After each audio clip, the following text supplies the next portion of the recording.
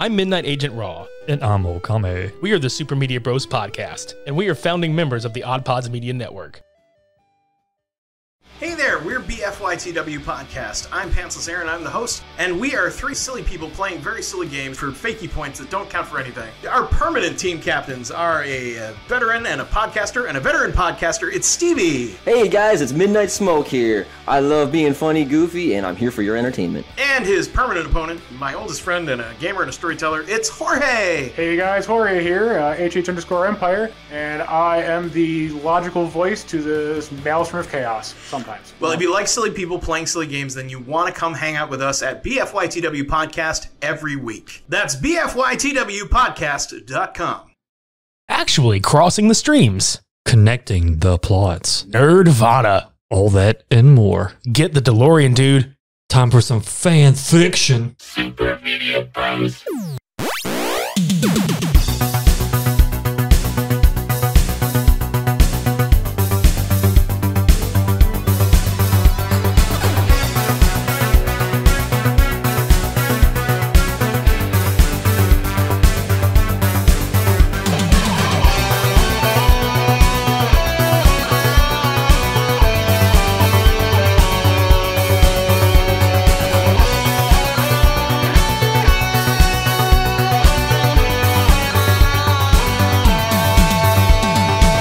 Yo guys, that's with two C's.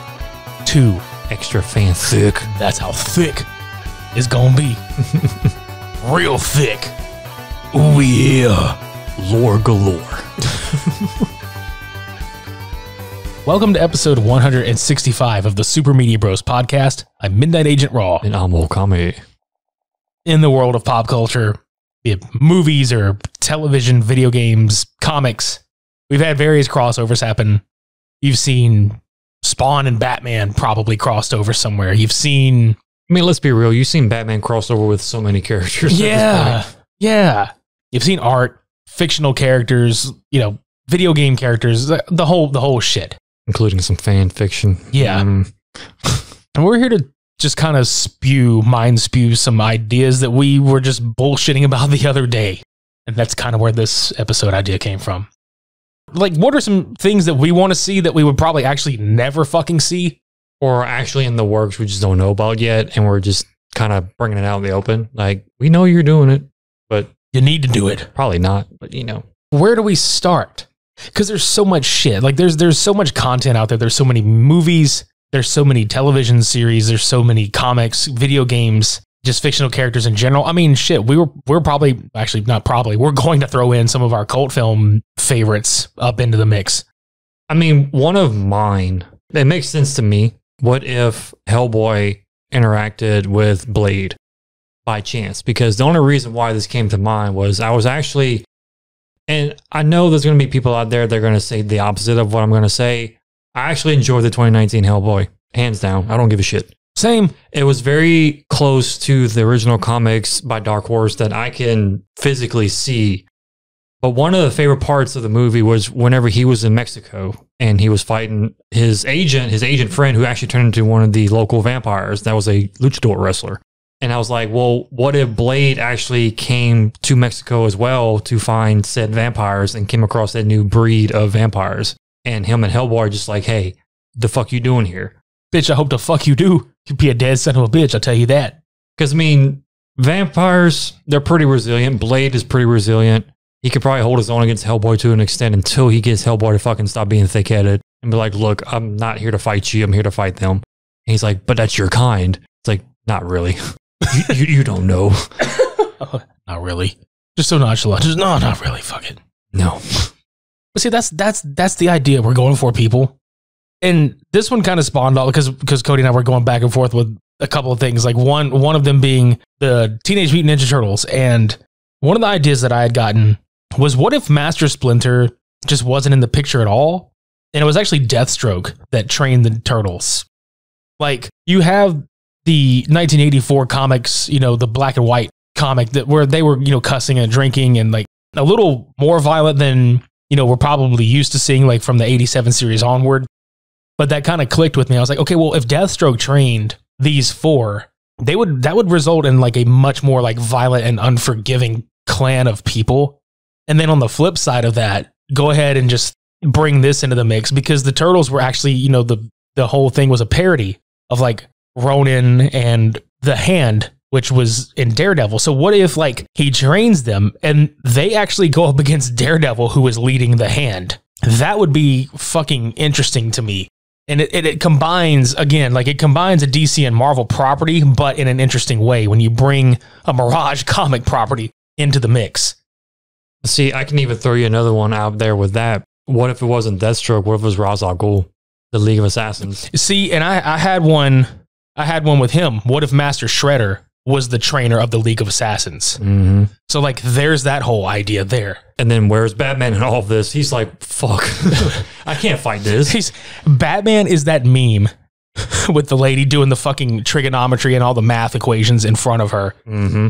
He's just sitting there like, what the fuck? Alfred, order takeout. Like he just goes back to the Batcave. I mean, we already get the crossover with Batman and the Turtles and all that fun stuff, but what if we took it, like you said, just a little bit further and kind of swap things around, kind of like a Flashpoint paradox in a way? Yeah, because my whole idea was, okay, the Turtles usually fight the Foot Clan, but what if they fought the actual clan that the Foot Clan was a parody of, and it was a little more badass, a little more on their level of like, they could kick the shit out of each other pretty much. Yeah. That'd be another like interesting fight to see, like Daredevil fight against the Turtles. For like the street level fucking heroes, or like they don't understand one another. Like they think that they're like enemy when they're really not, but they think they are. I mean, even take, you know, the continuation right now with Ronin. You know, what if, you know, Mikey basically fought Daredevil just by chance, taking out the Hand, and they cross paths and they're just, I mean, at this point, Mikey's like a broken shell, basically. Like literally. And he's just like, I don't do well with people anymore because, you know, my brother's died, basically, you know, all that fun stuff. Yeah. So spoilers for those of you that have not read The Last Ronin. Yeah. We called that shit. Fuck. I mean, at this point, if you haven't like read up on it, just not reading the whole comic, you should automatically know what it's about. But I am so proud of calling that fucking shit a few months ago. I know. And that was like one of the biggest things that we were like hyped up about, was watching them introduce Ronin, like the last Ninja Turtle, basically. And it was like, who is it going to be?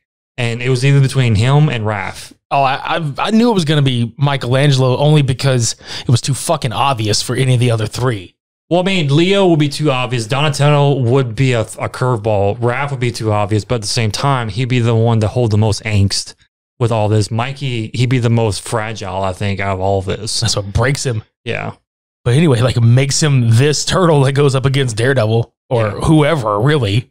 Yeah, like, there's a lot of other ones that, like, I just brain spewed and just started writing shit down because I was like, there's so much content out there.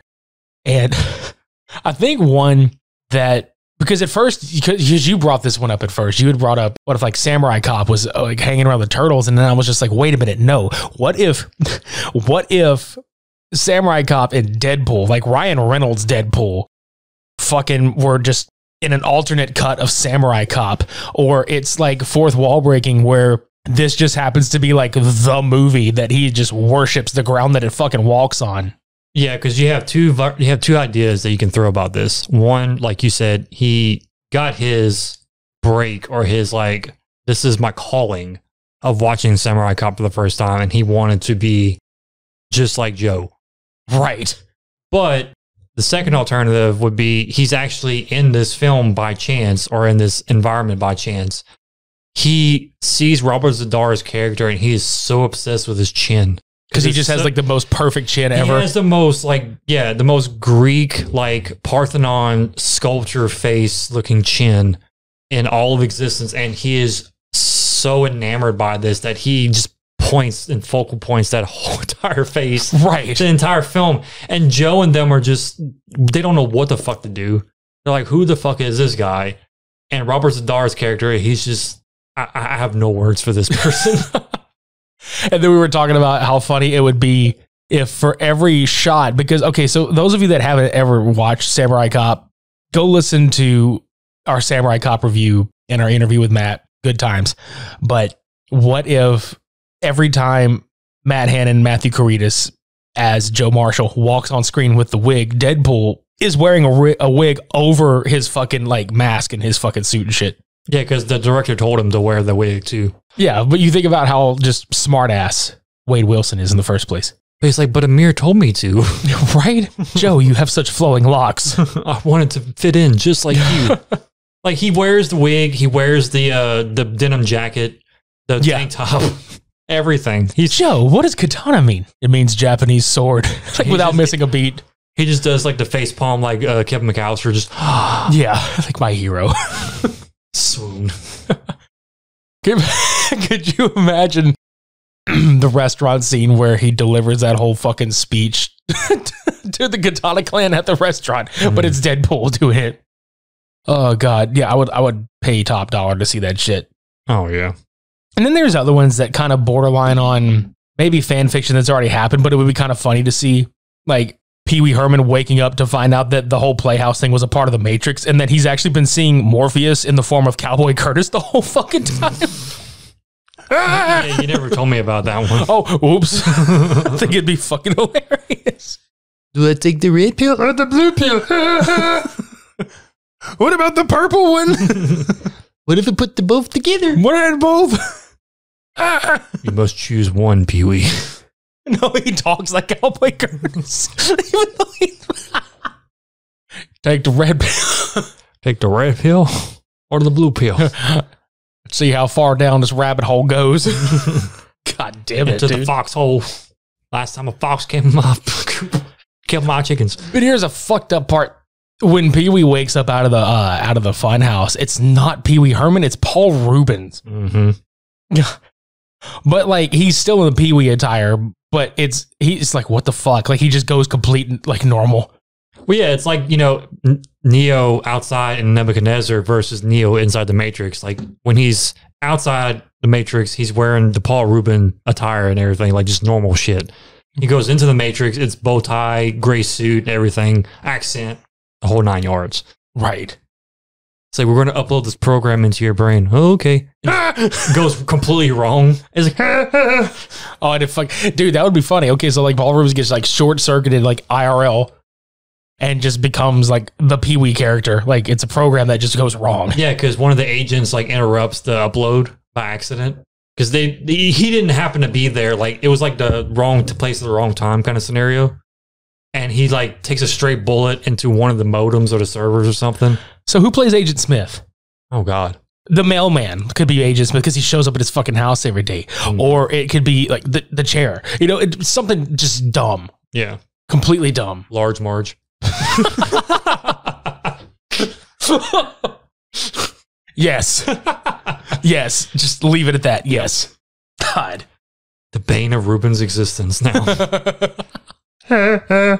Oh, shit. It's not the Matrix, it's the Playhouse. Yes, it is. I mean, I could throw out my Death Wish meets John McClane. Yes. I know what everybody's going with, like, Bruce Willis meets Bruce Willis. No, we're not going the new Death Wish. We're doing the Charles Bronson Death Wish. Because think about it. You got two disgruntled guys that just hate, like, terrorists and robbers and thieves and thugs and everything like that. Why not put them in the same fucking building at the exact same time and just kick whoever the fuck his ass is going on? Like, what if Hans Gruber just hired a bunch of thugs in the actual city to cause a disturbance while he does his own little terrorist organization bullshit? The people that murdered Paul Kersey's wife Was hired by and Hans. daughter work for Hans Gruber. Mm-hmm. He tells them to Nakatomi Plaza. He just so happens to be there when the Christmas party is taken over. Meets John McClane. The rest is fucking history. Mm-hmm. It's all that in a fucking bottle of Stetson, guys. Yippee-ki-yay. Motherfucker. I mean, it's too perfect because you have like vigilantes that you wouldn't expect to. Well, I mean, John McClane, yeah, but Police officer. But that's what the funny thing is like he's a police officer and then Kersey's a vigilante. So like he couldn't even give Paul Kersey any shit for being a vigilante. He's like, hey, but what you're doing is like, fuck it. it's like, what are you doing this for? They killed my wife and my daughter. I understand. Right? Could you just imagine the body count just multiplying? Every floor would have like at least 10 to 15 thugs. It'd be like it'd be almost kind of like a double dragon kind of scenario where the both of them are going through each floor to get to the top where Hans is. They dressed in the fucking attire. Mm-hmm. Red suit and red, green or blue suit. Yeah. Mm-hmm. I don't know why. I just fucking so stupid. I love it. Oh god. And, like Hans Gruber is the fucking Shadow Master and shit. Yep. Oh god. That sounds a lot more fun than my John McClane pitch. I was like, I'm not gonna get too far into it because I thought it was just kind of funny. Like, it's all based upon like the Bruce Willis what the fuck look that he gives. Drop John McClane in the middle of fucking Jurassic Park, and just like this one pissed off guy on like a machine gun one-man war against a shit ton of dinosaurs. But like, it's John Hammond as John Hammond, but it's Hans Gruber's voice that comes out of him. Welcome to Jurassic Park. Spare no expense. Say it again. We've got a T-Rex. Just stupid shit like that, man. No, I could picture John McClane blowing the fuck up out of the visitor center. Like, just, I mean, that's about as far as I got with it. Just like, what if like John McClane just gets dropped in the island of fucking dinosaurs? Actually, hinted over at your list, and I saw one that I know a lot of fan base have been asking for, and it hasn't been done yet. It's been done by art, but Samus versus the Alien franchise. Yeah, like the Xenomorphs instead of Ripley. Because I mean, why the fuck not? That is like too perfect of a unison. It writes itself at that point. I mean, she basically goes to the home world that Prometheus started. And that planet alone looks like something you would see off of a Metroid game, to be honest with you. Mm-hmm. And just have her discover the facehuggers for the first time. And yeah, I mean, it, like we already said, the liner, it writes itself at this point. Right. And then like along that same line, I was thinking like, well, okay, we love Predator. We love the Predator. Okay. We love that movie. It's a Schwarzenegger classic. But what if it wasn't Schwarzenegger? What if it was Duke Nukem hunting the Predator? You ugly motherfucker. You know, like, I'm all out of bubble gum. Your face looks like a toothed vagina. I definitely don't want to fuck that. Blow, blow. Bang, bang. But, you know, and while we're on the subject, I'm going to bring this up just because, like, it's more than obvious and it's more than well known that Duke Nukem's one-liners ripped off Ash from the Evil Dead franchise, but we're just going to go with like the premise that Nukem would be using these lines against the Predator because it's fucking hilarious. And it's not, it wouldn't even be like real life Duke Nukem. You see like the Predator as real life Predator, but then you see like PC Duke Nukem, like 2D, like walking up and shit. They wouldn't know. He wouldn't know what to do. He's like, I can't even see him until he turns around. It's like, oh, wait, there it is. He turns to the side and the infrared doesn't work anymore. Mm-hmm. Well, at that point, he couldn't see him anyway because he doesn't have a heat signature. Yeah, that's it. It's just electromagnetic, so. It's like, what the fuck? The Predator would just lose. What the fuck are you? You one ugly motherfucker.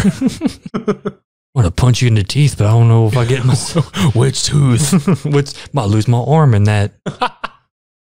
So you brought one up that we were actually joking about in the kitchen earlier. Just like, to me, it would be the ultimate badass team. And that's John Rambo and Mike Danton from Deadly Prey. Literally both movies are almost the exact same. And as far as like one guy versus 100. But what about two guys versus 100? Two guys versus 200. No, the odds aren't fair enough. Two guys versus 500. There you go. Okay. And I mean, you take this half, I'll take that half. They're both vets. They both are like twisted by war. They get put into a situation where like, look, quit fucking with me. I just want to fucking retire. I just want to take my trash out in peace. I want to eat my eggs. Like Mike Denton tries to show John the joy of retirement by eating eggs for breakfast. Right. And they can't because, yeah. Yeah, they get oofed. They get abducted. Yeah. Abducted, yeah. Yeah. Exactly. But wouldn't it be fucking hilarious to watch the both of them pull the scene from Deadly Prey where Mike Denton's in the leaves and he pops up and just kills home dude? Yeah, with a stick, no less. Literally have them both pop up the exact same time with fucking Stallone's like torted face, like, ah! And Mike Denton's like grr face at the exact same moment. Yeah, you just hear, Like John Rambo is like more confused looking than anything. I didn't know this tactic would work. Oh, thanks for showing me, Mikey. I'll take him high, you take him low. I'm gonna throw you one even better. In this same fucking scenario, it's not Colonel Hogan, it's Colonel Hulk Hogan. Oh God, as the fucking protagonist, dude. Brother. Oh, brother. We're in a shit pickle. This whole situation smells like dookie. Say your prayers, take your vitamins. Well, we're in a shit pickle. Commander Shit Pickle. Commander Shit Pickle Hogan. That's like the ultimate testosterone right there. Just those three in the same fucking film. Right, but the outtakes are literally them like just hulking up during the credits. You know, not in character. They're just like, oh, fucking like straining muscles on top of muscles and shit. Who can outrage and outflex the other? Jesus fuck Christ. For 5 minutes straight. That's more Arnold, but whatever. Like, who the fuck would have the most energy out of those three? Honestly, I would give it to Hulk. Yeah, dude. I mean, Stallone, when amped up, can probably give him a good run for his money, but Hogan just has like the character of Hulk Hogan is just like this fucking really intense dude. Yeah. Or he's like this really intense brother. Like all up in your shit. Like you literally punch Hogan once and he just like turns around with bug eyes like yeah, he just, what's that smell? It's death. It's death and dookie. I just thought of one mentioning wrestlers and all that. Cool. Sting and the Crow. Yeah, see, I was thinking about who to put the fucking Crow against. It should have been obvious because, I mean, Sting pretty much, with the advice from Scott Hall, lifted that makeup and that character right to put on his persona. But like, would they would fight? Yeah, I mean, they're literally street level brawlers, but there's like a supernatural side of it that Sting doesn't understand, and he gets involved in this whole fiasco of what's going on kind of aspect. Don't bring a baseball bat to a machine gun fight there, buddy. Mm-hmm. Or a knife fight. Either way. And then here comes Darby Allin just out of nowhere. Oh, Jesus Christ. Like, just to give y'all a heads up, like, he's introduced me to AEW like a long time ago, but I'm actually a big fan of a lot of these characters, especially Darby Allin and a couple other people, so. Yeah, it's a lot of fun. Especially that character. Darby Allin is like, you know, he's a skater and, you know, he kind of got that old school punk rock kind of mentality, but he paints like half of his face up. Mm-hmm. You know, Sting paints his face. And then we're doing like this whole Sting and Crow thing. It's like, well, fuck, Darby Allin has got to be somewhere in this mix. Yeah. But yeah, get caught up on that shit. If you like wrestling out there and you don't know what AEW is, fucking do it. Or if you haven't heard of it, it's on TNT every Wednesday. If you like wrestling, you should go get back into it again because it mmade me fall in love with it all over again. Trust me. Yeah, I haven't watched wrestling since like high school, to be honest with you. And this, over the last, I want to say like 6-8 months, got me back into it. Because I wasn't a big fan of the WWE after a while, and there really wasn't much else to watch. So this is, fuck it. Like, there's a couple that I think would be just in passing to mention. Like, what if Daft Punk were actual droids in the Star Wars universe? They'd be in the Mos Eisley Cantina actually playing the music. Exactly. Mm-hmm. And I was thinking, like, we're going to steer it back to some cult films here. I was thinking about our collective love of the movie Miami Connection. And I was like, well, what the fuck could we cross those guys with? And I really didn't take long to think, okay, they're in Miami and they're fighting against stupid cocaine. Like they say stupid cocaine in the movie. It's funny.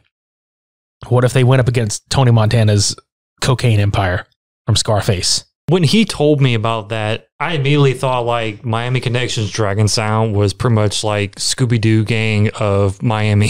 They fucking really are though, dude. All they do is take down drug lords and they reveal their true identities and shit. Like they try to pull, to pull Tony Montana's face off, but it's actually him. It's my real face. My real face, motherfucker. Stop pulling. Would have gotten away with it too if it hadn't been for your kids and your stupid fucking music. I have my own band. It's Cuban Sound. It's my little friend. A friend.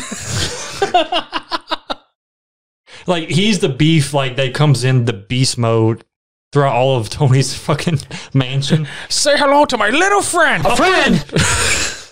Exactly. Earring and all. He just comes in like, oh, no. There ain't no friends here. Oh, fuck. He fucking shoots the grenade out of his like assault rifle, and I don't remember the guy's name, but whenever he gets punched in the face and he has like the mouth. Oh, yeah, yeah. Mouth, he catches the grenade in his mouth and he turns around. I was like, not today, Tony. Right. Fuck you, Tony Baloney. He just spits it on the ground. Because they would say some dumb shit like that, probably. And when they finally defeat Tony, they start playing the song Friendship Forever.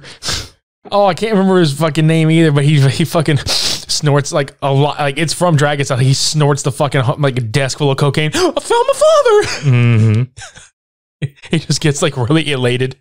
Starts seeing shit. I see my father. He's not here. No, he's right there. He's like, oh.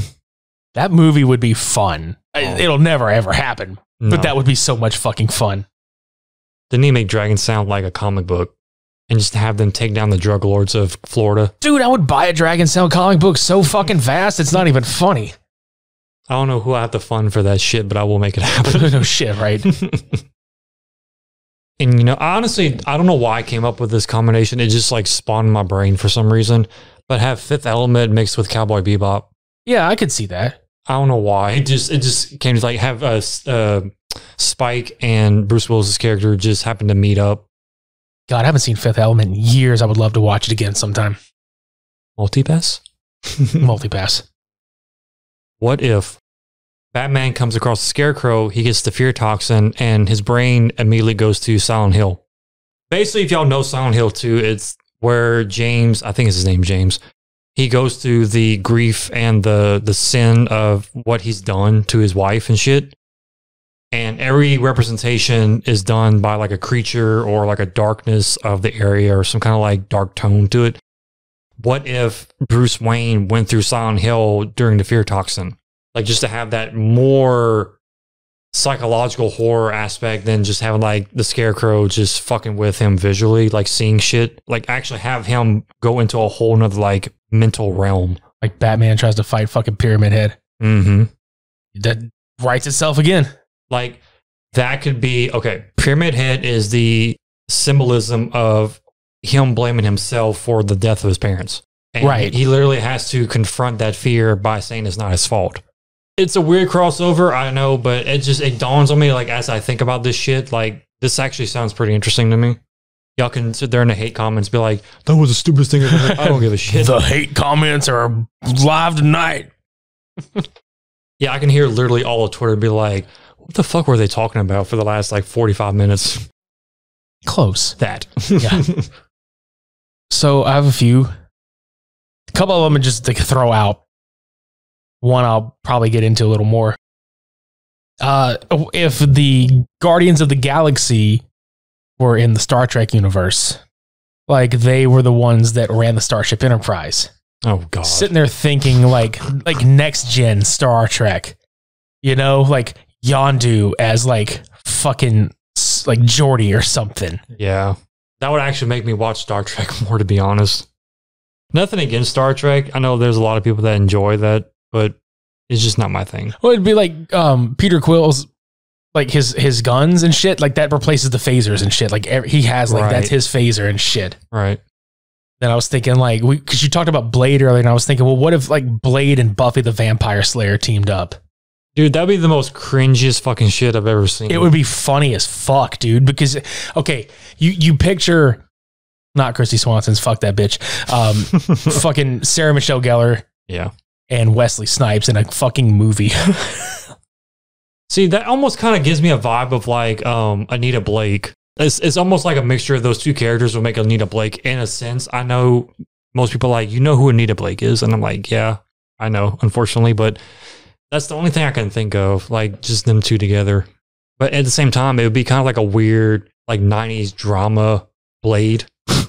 I wouldn't even so much put the drama aspect. I think I would pull like some of the humorous elements from both. Almost like the production value of like Buffy mixed in with Blade, like his seriousness and his tone. Yeah, that's the whole thing. Like Blade plays it straight. Like he's the straight dude the whole fucking time. Buffy is like the comedic foil. And then sometimes Blade is the comedic foil because he's so goddamn serious. Right. I think it would be a lot of fun. Then like Indiana Jones meets Tomb Raider. Like Lara Croft and Indiana Jones. But it's not that they are teaming. They're hunting the same fucking artifacts. And so they are in direct competition and kind of like a competitive like beef with each other. Right. I mean, all Laura has to do is throw snakes at them. Why did it have to be snakes? I think the only other one I have two, because I don't know if you read over this one or not. I'll get to it in a second, but I was thinking like Transformers and Pacific Rim kind of being a thing, like giant, like robot kaiju things. Okay, just a mega kaiju crossover.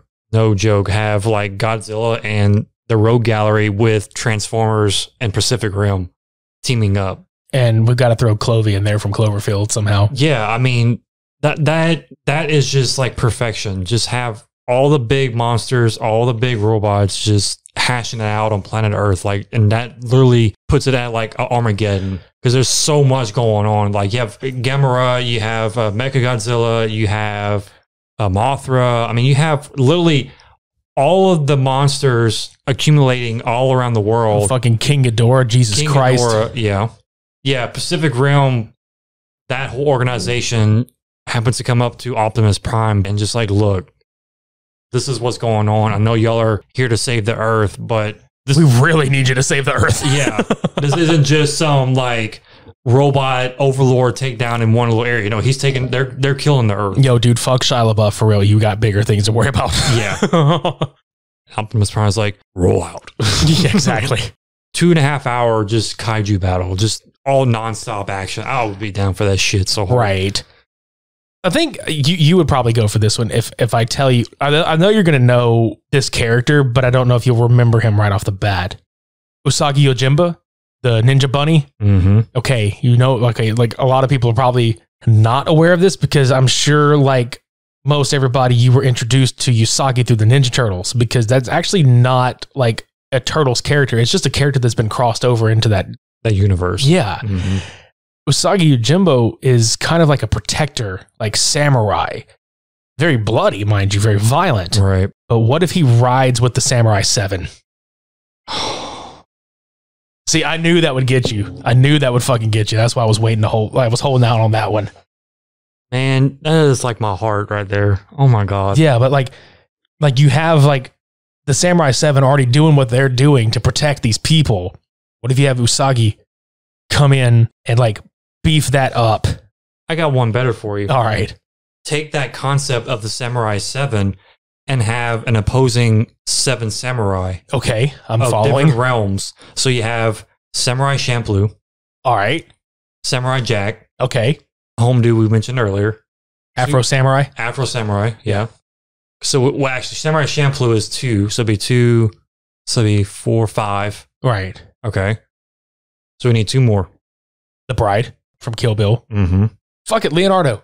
You could throw Leonardo in there somehow. Yeah.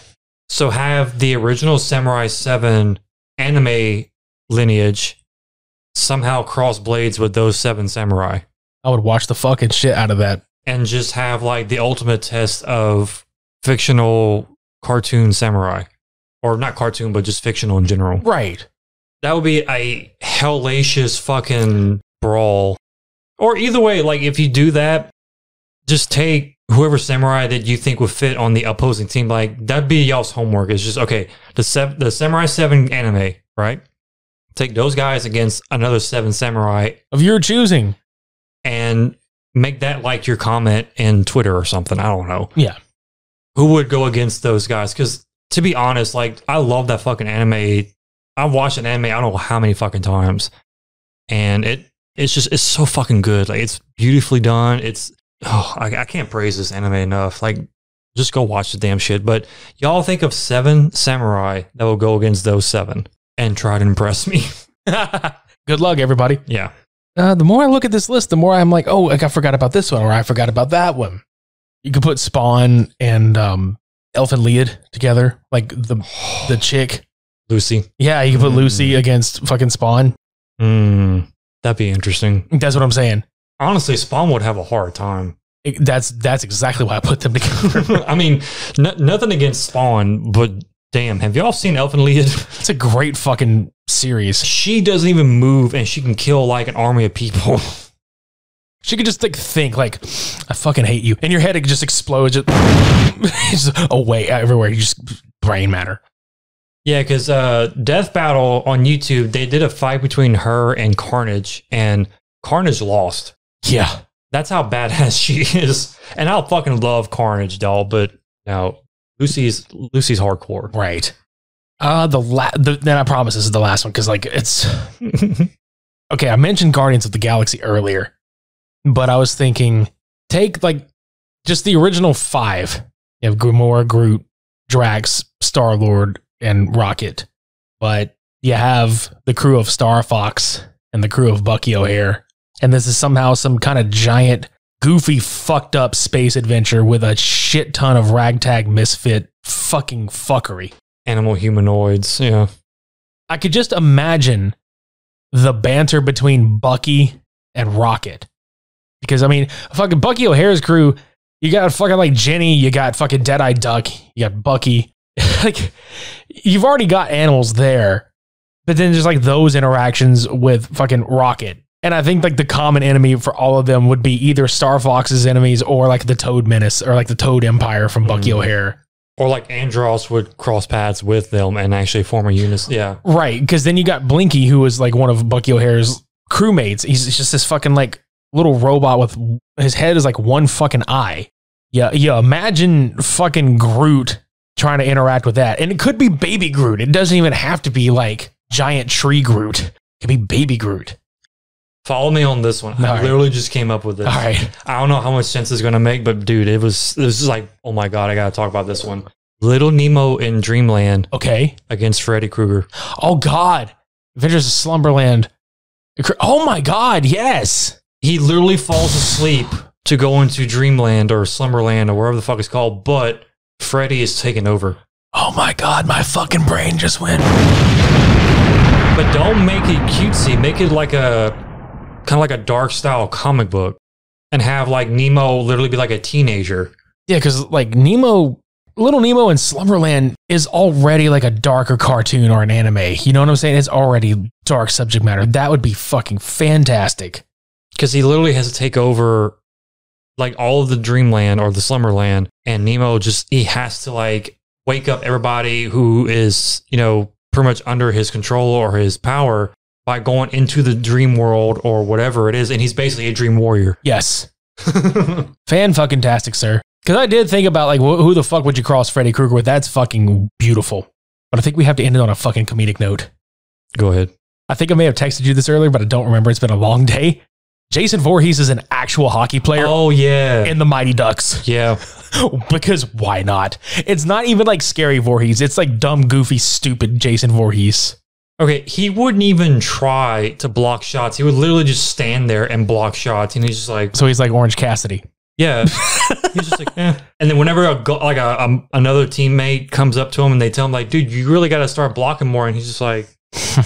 Yeah, he just like shrugs like whatever. And the opposing team tries to take the puck and he literally just slices them in half. Oh my God, yes. Mighty fuck. It's not even with the machete. He does it with a hockey stick. Like that's how strong he is. He just swings a hockey stick clean through you. Or he takes his fucking skate off and just... Oh, God. Or wouldn't that be interesting to have, like, horror villains playing hockey? Okay. Better than that. Better yet. Okay. What sport does each horror person play? Do you think Freddy Krueger... Okay, like, sans the finger glove, mind you. Do you think Freddy Krueger is, like, a badass at basketball somehow, even for as short as he is? He's just like, fuck you, I've got hops and I've got fucking moves. What was that one player's name? Like Muggsy? Yeah, Muggsy Bogues. Yeah, Muggsy. Yeah, that dude was short as hell and he played. That's what I'm saying. Like, what if Freddy Krueger was like the Muggsy Bogues of the horror world? Jason already plays hockey, so there's that. Or, okay, so Jason either plays hockey or he's a damn good Olympic swimmer. Yeah. Because he's been in water for a long time. That would be the best one right there. Michael Myers is track and field because he's like ridiculously strong. Yeah. Instead of what's the fucking thing where they spin that like ball on the rope like real fast and they get far away? Oh, the shot? No, not shot put. The shot put's where you throw the ball. Yeah. Well, no, he could the hammer toss. Okay, hammer toss, but it's like a head, like it's a decapitated head on a fucking rope, and he just throws it. Oh my God, we need that to happen. We need a fucking horror villain Olympics. Horror villain, like yeah, absolutely. Do it. All right, fuck it. Fuck it. We're gonna fuck it. We got to make an episode about that. Yes. So we're gonna cut it off right here so we can fucking come back with some good shit. I swear. Okay, that is coming. Like at least in the next month or so. That's got to happen. Yes. All right. Goddamn. I think that's a good stopping point. Actually. Leave y'all on a cliffhanger. Yeah, exactly. Like, save me, super guy. No, you're a dick. Falls off the cliff. Leaves you on a cliffhanger like Sylvester Stallone. Yep. What a movie. All right, guys. Follow us on social media, facebook.com/supermediabros, twitter.com/supermediabros_, and of course on Instagram.com @supermediabrospodcast. Do the shit. I mean, I guess y'all can think of your own crossovers and comment that, but I still test y'all to do the 7 Samurai challenge. Do it. Just for me, because I don't ask for much. I really don't. He doesn't. It's mostly him. It's true. But I ask all of you, 2 of you, both of you, give me your best competition against my boys. I implore you, do this challenge. Go buy some merch from us. There's a link in the show notes below. Just scroll up and click it. It'll bring you to our merch store. Get you some t-shirts and stuff. Follow all the other shows on the OddPods Media Network, for fuck's sake. Just fucking do it. You know, I normally hear like some of them like, well, not some, I hear some podcasts actually mention like each show, like who's on the network. It's like, well, this person, this person, this person. It's like, who's on the OddPods Media Network? It's all these guys. Yeah. It's Podescue. It's Married with Television. It's the 500 Section Lounge. It's From the Middle. It's because fuck you. That's why. It's Infectious Groove. And that's the only time we'll mention their names, because just go to OddPods. Yeah, like if you seriously just scroll up, all the links to all of our shit, including the OddPods Media social medias, are down there. Just click them and go and follow and listen and enjoy. Yeah, absolutely. Let your ear holes be pleased. Both of them. Audibly. Audible pleasure. Yeah. That was fun. That was a fun conversation. I'm really hoping that, like, the both of us are hoping this, like, that if anybody out there has listened and they're just like, holy shit, these are good ideas or whatever, come up with your own, like, you know, do the Samurai 7 challenge. Tell us your other crossovers. Tell us how much our crossovers sucked. We don't care. Tell us how much our crossovers were awesome. I think I'm tapped out. Yeah. I'm gonna go relax and have dreams about the Horror Olympics. And Nemo fighting Freddy Krueger. Yeah, that's, god damn it, that needs to happen. Yeah. That was episode 165, Pop Culture Crossovers. Until next time, I've been Midnight Agent Raw. And I'm Okame. Shades on. Fan fiction.